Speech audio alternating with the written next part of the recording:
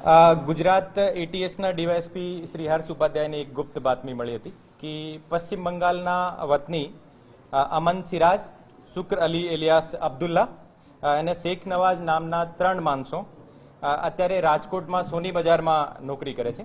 એને પ્રતિબંધિત આતંકવાદી સંગઠન અલ કાયદાથી જોડાયેલ છે ઓર અત્યારે આ રાજકોટમાં આ તંજીમનો પ્રચાર પ્રસાર કરે છે અને અત્યારે બીજાને પણ તંજીમે જોડાવા માટે પ્રેરિત કરે છે ઓર એ કોઈ પણ કારણોસર એને શું કામ લેવાનો છે પણ એને હથિયારની પણ ખરીદી પણ કરવામાં આવશે એવું અમારે પાસે બાતમી મળી હતી.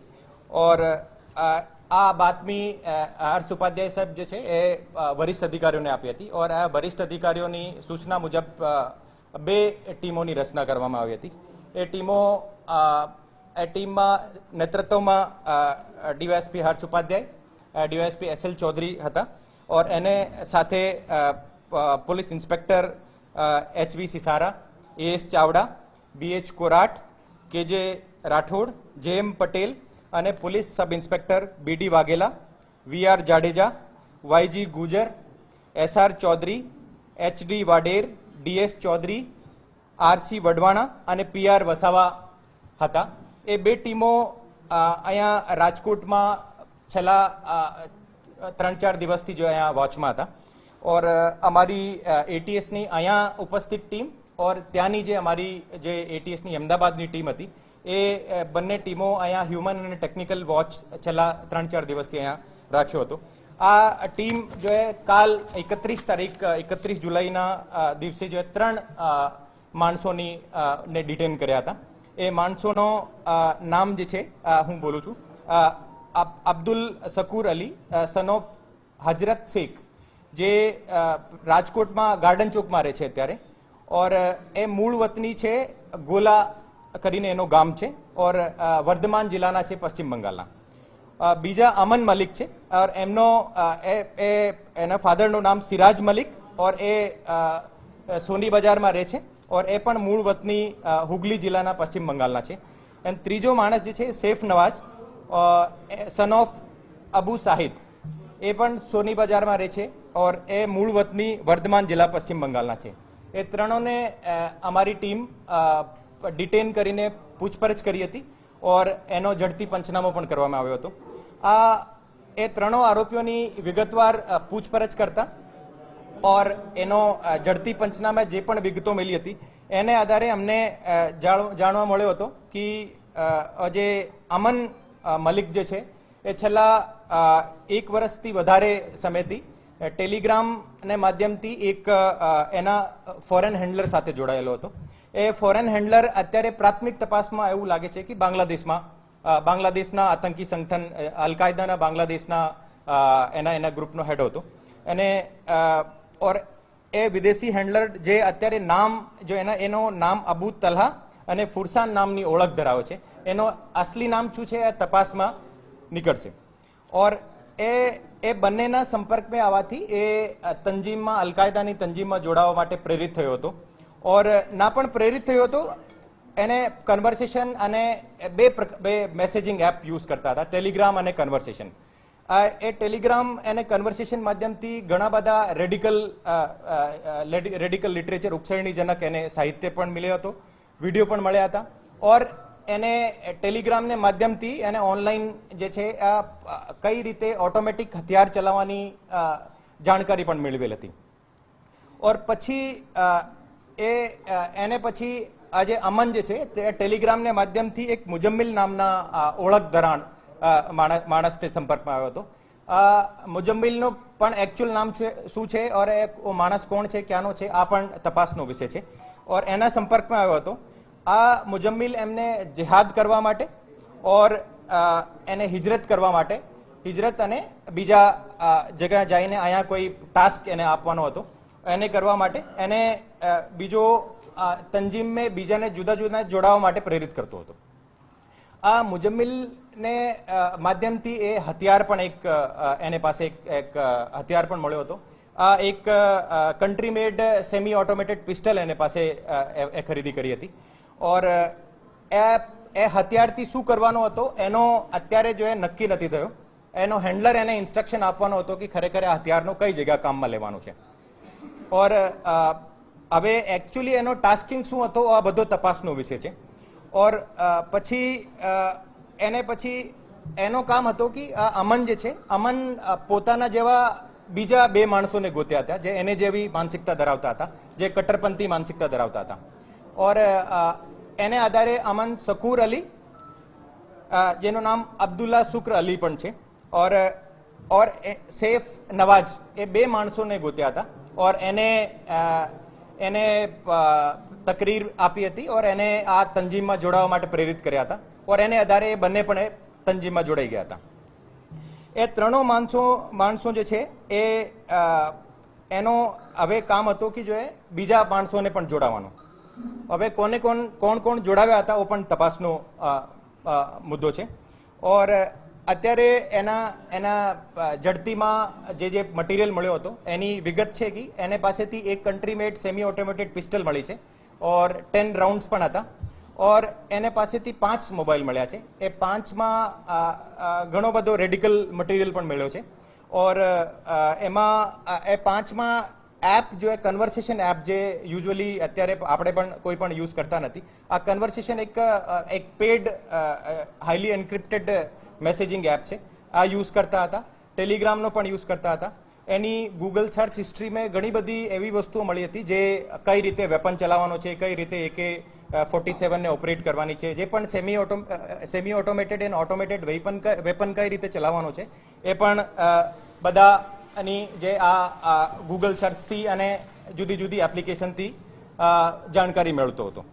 ઓર એને અલાવા એને પાસેથી ઘણો બધો વિડીયોઝ, ફોટોગ્રાફ્સ અને રેડિકલ મટીરિયલ લિટરેચર અત્યારે જે અમારે પાસે છે એમાં એક્ઝેક્ટ એનો કન્ટેન્ટ અને એક્ઝેક્ટ એનો મોટિવ શું હતો એ ઉશ્કેરણીજનક મટીરિયલનો ઓર શું જે ડિલીટ કર્યો હતો એ બધાની માહિતી મેળવવા માટે અમે ફોરેન્સિક એનાલિસિસ કરીએ.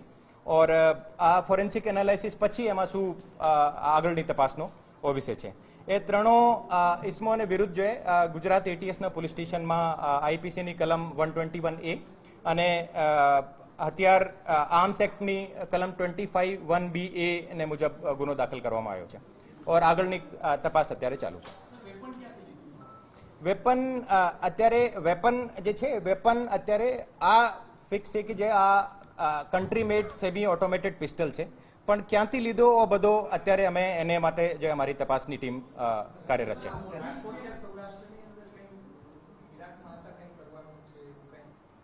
એ સૌરાષ્ટ્રમાં શું કરવાનો હતો આ એને તમામ એને જે બીજા કન્ટ્રીમાં મોસ્ટલી બાંગ્લાદેશનો જો એનો હેન્ડલર હતો એની તરફથી એને ઇન્સ્ટ્રક્શન મળવાનો હતો કે એને અહીંયા રાજકોટમાં શું કરવાનો છે.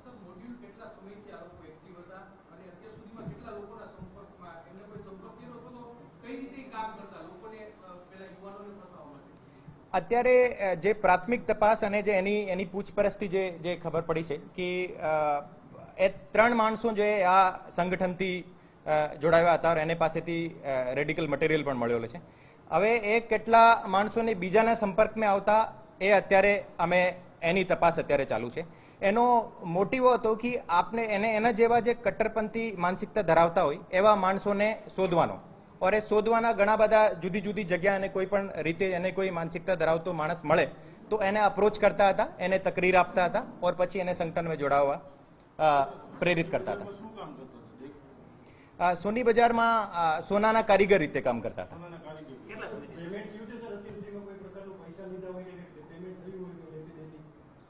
એને ફાઇનાન્શિયલ ટ્રાન્ઝેક્શન યા એને કોઈ બહારથી કોઈ મદદ મળી હોય એવું કોઈ અત્યારે અમારે પાસે પ્રાથમિક તપાસમાં અત્યારે જાણવા નથી મળ્યો.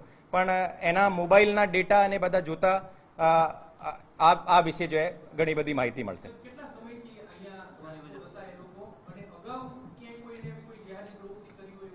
એમાં સૈફ નવાજ જે હતો લગભગ 1 વર્ષથી અહીંયા હતો. એને બાકી 2 શુક્ર અલી અને અમન મલિક જે હતા એ છેલ્લા 7-8 મહિનાથી અહીંયા રાજકોટમાં કામ કરતા હતા.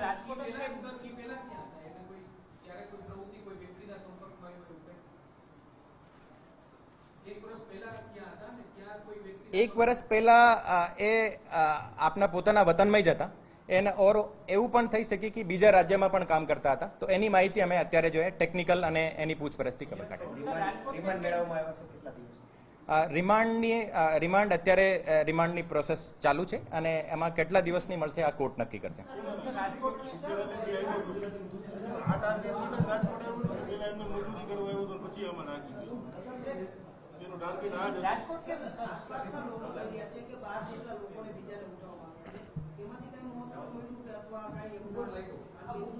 અત્યારે અમારી પાસે જે કોન્ક્રીટ ઇન્ફોર્મેશન જે મળી છે એ 3 વ્યક્તિઓને વારમે મળી છે ઓર બાકી બીજાની પૂછપરછ એને એ કોના કોના સંપર્કમાં હતા એની પૂછપરછ અમારે કરશે.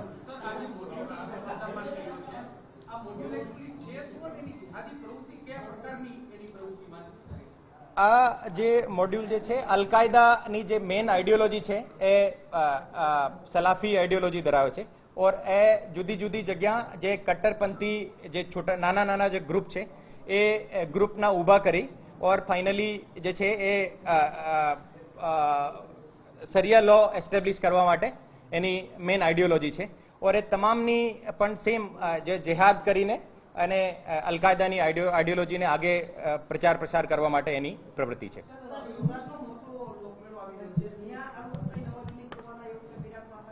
અત્યાર સુધી અમારા કોઈ પણ ટેકનિકલ અને હ્યુમન ઇન્ટેલિજન્સથી અને એની પૂછપરછથી કોઈ એવી વસ્તુ અમારે સામે આવી નથી.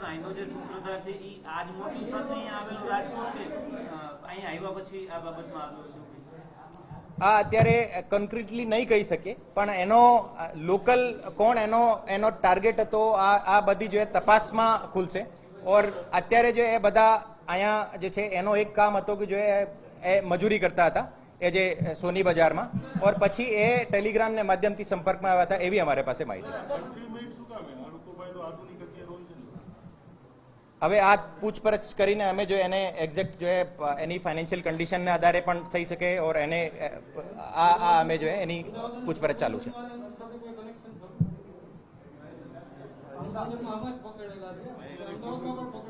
અત્યાર સુધીની અમારી તપાસમાં એવું કોઈ એના આપસમાં એનો કોઈ કનેક્શન અમારે સામે આવ્યો નથી.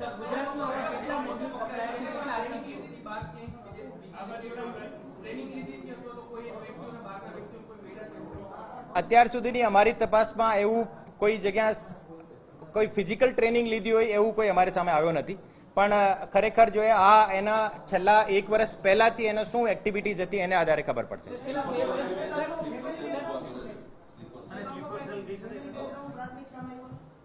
એનો અલકાયદાથી આઈડિયોલોજીથી જોડાયેલા માણસ છે. એ 3 માણસ છે. એને હવે અલકાયદાની આઈડિયોલોજીને પ્રચાર પ્રસાર કરવા માટે એનો કોઈ પણ ટાસ્ક એને હેન્ડલરથી મળે એને માટે જો એ 3 માણસ જોઈએ. અત્યારની અમારી તપાસમાં એવું કોઈ સામે આવ્યું.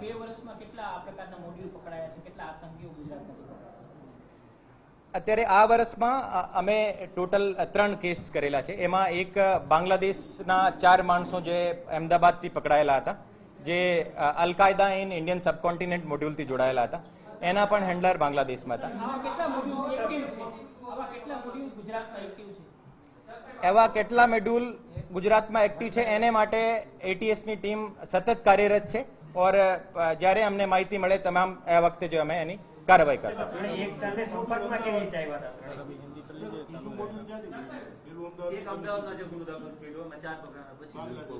પછી એક પોરબંદરનો એક આઈએસકેપી નો મોડ્યુલ મળ્યો હતો. એન ત્રીજો જો છે वो અલકાયદાની આઈડિયોલોજીથી જોડાયેલા 3 માણસ મળે. ઇસ્લામિક સ્ટેટ ઇન પૂરા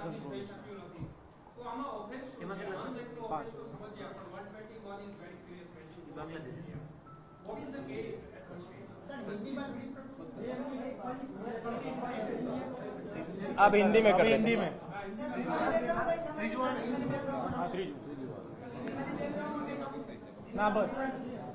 તમામ જે છે વેસ્ટ બેંગાલના ગામના છે, વેસ્ટ બંગાળના જિલ્લાના ઓર એની ફેમિલી બેકગ્રાઉન્ડ હવે તપાસનો વિષય છે. एक बार मैं हिंदी में बोल देता हूँ. हाँ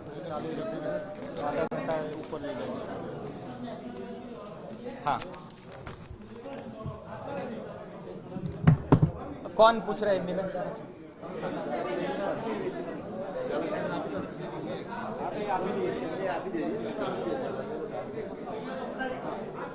मैं हिंदी में चालू करता हूँ, ठीक है। चावड़ा તમે નીકળો। ત્યારે એટીએસના એસપી દ્વારા પત્રકાર પરિષદ યોજવામાં આવી હતી અને જે આ શંકાસ્પદ આતંકીઓની ધરપકડ કરવામાં આવી છે, ઓમ પ્રકાશ જાટ દ્વારા તેમના મામલે વિગતો આપવામાં આવી હતી। ત્રણેય વેસ્ટ બેંગોલના વતની છે અને ત્રણે પહેલેથી જોડે હતા એવું પણ ન હતું। અમન મલિક કે જે સૌથી પહેલા ટેલિગ્રામ ને કન્વર્ઝેશન એપ્લિકેશનના માધ્યમથી ફોરેનર કોઈ બાંગ્લાદેશ અથવા અલકાયદાના કોઈ મેમ્બરની સાથે કોન્ટેક્ટમાં હતો અને એ સંપર્કમાં હતો ને અલકાયદાની વિચારધારાને વધુ પ્રેરિત અહીંયા કરી શકે, અહીંયા લોકોમાં એ વિચારધારા નાખી શકે અને અલકાયદા તરફથી એને કોઈ ટાસ્ક મળી શકે, એ એનો હેતુ હતો। को एक सीक्रेट इन्फॉर्मेशन मिली थी कि पश्चिम बंगाल के रहने वाले अमन सिराज, शुक्र अली एलियास अब्दुल्ला और सेफ नवाज नाम के 3 व्यक्ति जो अभी राजकोट में सोनी बाजार में कारीगर की तरह काम करते हैं, और ये तीनों व्यक्ति अलकायदा जो एक प्रतिबंधित संगठन है इसके साथ जुड़े हुए हैं और उसकी तंजीम का यहाँ पे प्रचार प्रसार कर रहे हैं और बाकी लोगों को भी इस तंजीम में जुड़ने के लिए प्रेरित कर रहे हैं। और इन्होंने इन तीनों व्यक्तियों ने किसी काम को या किसी टास्क को अंजाम देने के लिए हथियार भी खरीदी करने की कोशिश करी है। इस बातमी को श्री हर्ष उपाध्याय ने सीनियर अधिकारियों को अवगत कराया और सीनियर अधिकारियों ने इसके लिए 2 टीमों की रचना करी और इन टीमों का नेतृत्व डीवाईएसपी श्री एसएल चौधरी और डीवाईएसपी श्री हर्ष उपाध्याय ने किया है। इसके अलावा इसके इन टीमों में police inspector HB Sisara, AS Chavda, BH Korat, KJ Rathore, JM Patel और इसके अलावा police sub inspector AR Chaudhary, BD Vaghela, VR Jadeja, YG Gujar, HD Vader, DS Chaudhary, RC Vadvana और पीआर वसावा की ये 2 टीम पिछले 4-5 दिन से अहमदाबाद से और राजकोट से इनके टेक्निकल और ह्यूमन इंटेलिजेंस के मार्फत और फिजिकली इन पे ऊपर वॉच रख रही थी। और इन 2 टीमों ने कल 31 जुलाई 2023 को 3 लोगों को डिटेन किया था और इन 3 लोगों को जिन 3 लोगों को डिटेन किया उनका नाम और उनका एड्रेस इस प्रकार से है। अब्दुल शुक्र अली सन ऑफ हजरत शेख जो अभी गार्डन चौक राजकोट में रहते हैं और मूल ये रहने वाले पश्चिम बंगाल के वर्धमान जिले के हैं। और दूसरे हैं अमन मलिक सन ऑफ सिराज मलिक जो अभी सोनी बाजार राजकोट में रहता है और ये मूल पश्चिम बंगाल के हुगली जिले का है। सेफ